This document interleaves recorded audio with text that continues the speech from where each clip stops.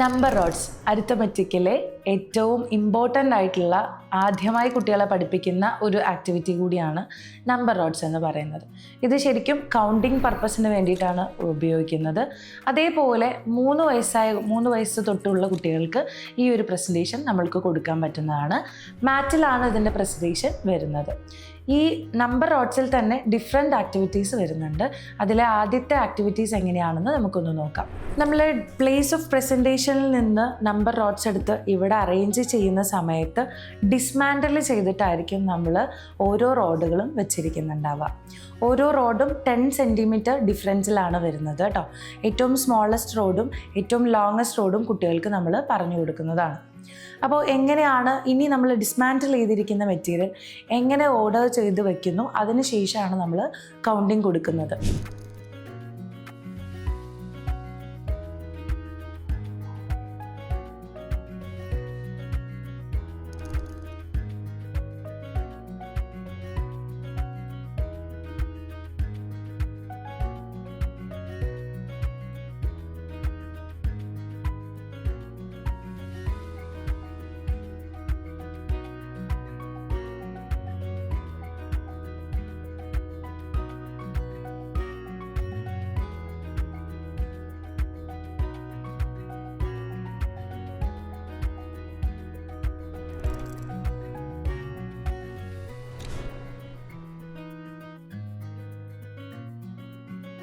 One rod of 1,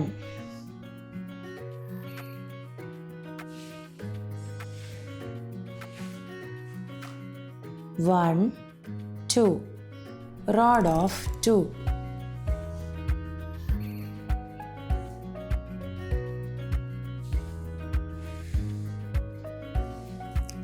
1, 2, 3 rod of 3.